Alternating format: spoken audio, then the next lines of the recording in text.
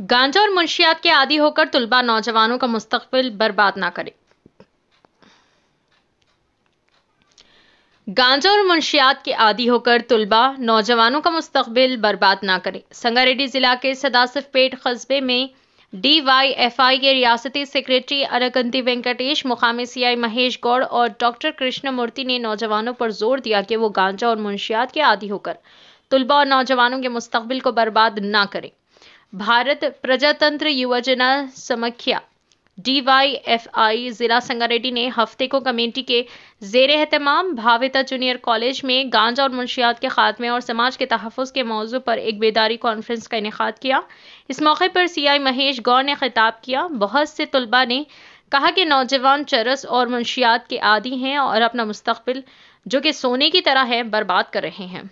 आला तालीम और मुलाजिमतों से महरूम हो रहे हैं और अपने घर वालों पर बोझ बन रहे हैं। आइए नाज़रीन, देखें यह रिपोर्ट। हमारे चैनल को लाइक करें, शेयर करें और सब्सक्राइब करना ना भूलें।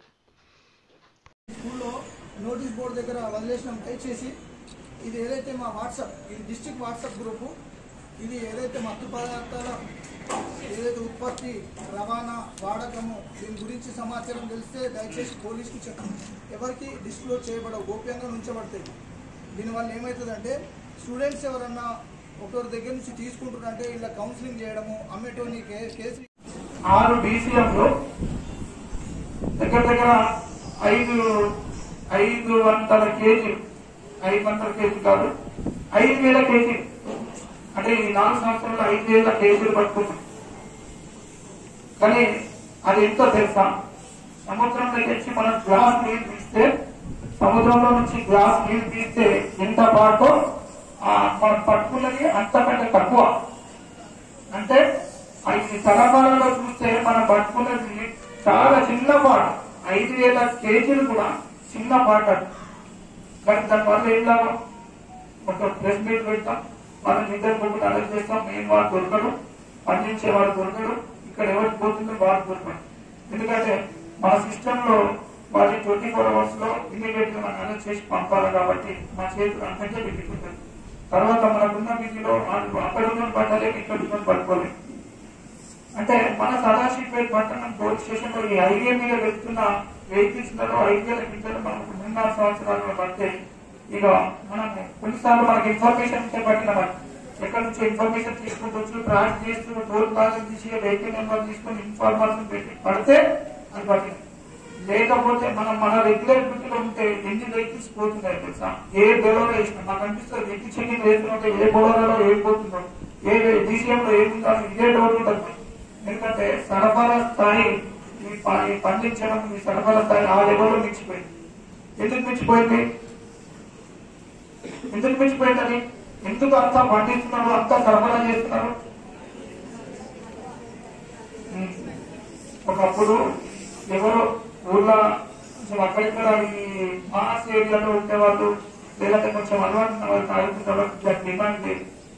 ఇప్పుడు కాలేజ్ లెవెల్కి, స్కూల్ స్థాయిలకి అది వచ్చింది కాబట్టి దాని మీద ఆధారపడి సంపాదించే వాళ్ళు, డబ్బులు సంపాదించే వాళ్ళు సమాజం బాగుండాలని చెప్పేసి పరితపిస్తూ ఈ రోజు చెడు వైపు వెళ్తున్నటువంటి విద్యార్థి యువతరాన్ని మంచి వైపు తీసుకురావడం కోసం అనేకమైనటువంటి సందేశాలు ఇచ్చినటువంటి ఇద్దరికి కూడా DYFI తెలంగాణ రాష్ట్ర కమిటీ నుంచి ప్రత్యేకమైనటువంటి ధన్యవాదాలు తెలియజేస్తా ఉన్నాం. మిత్రులారా, ఈ రోజు ఈ దేశం అభివృద్ధి చెందాలన్నా, ఈ దేశం ముందుకు పోవాలన్నా అది యువశక్తి పైన ఆధారపడి ఉంటది.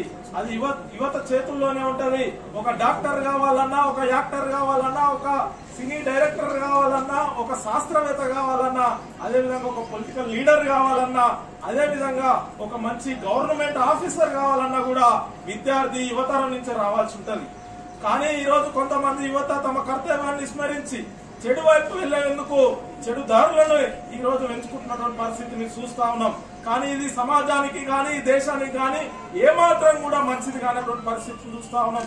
ఇప్పటికే పొద్దున్న లేస్తే రాత్రి వరకు ఎక్కడో చోట డ్రగ్స్ దొరుకుతా ఉన్నది, గంజాయి పట్టుబడతా ఉన్నది.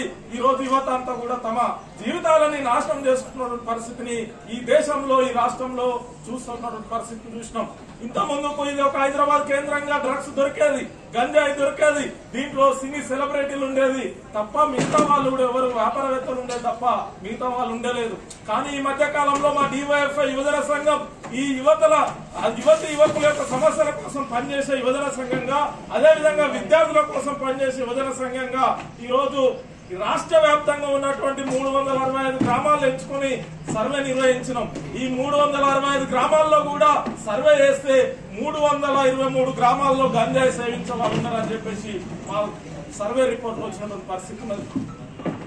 ఒక పల్లెల్లో ప్రవేశించినటువంటి పరిస్థితి ఉన్నది, మారుమూల గ్రామాలకి గంజాయి ప్రవేశించినటువంటి పరిస్థితి ఉన్నది.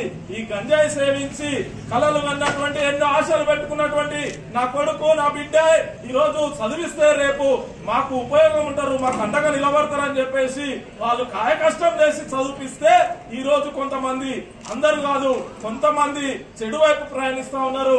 తల్లిదండ్రుల యొక్క ఆశల్ని అడియాసలు చేస్తున్నటువంటి పరిస్థితి ఉన్నది గంజాయి డ్రగ్స్ సేవించి. అంతేకాదు గంజాయి కోనివ్వలేదని కన్నవారిని కడదర్చినటువంటి ఉదాంతాలు మన రాష్ట్రంలో చూస్తా ఉన్నాం. అంతేకాదు ఈ గంజాయి సేవించి ఇప్పటిదాకా పెద్దవాళ్ళు చెప్పిండ్రు, సార్లు చెప్పారు, ఈ గంజాయి సేవించి మొత్తం పిచ్చి వ్యవహారంగా చేస్తున్నటువంటి పరిస్థితి ఉన్నది. మానసికంగా వాళ్ళు ఏం చేస్తున్నారో వాళ్ళకే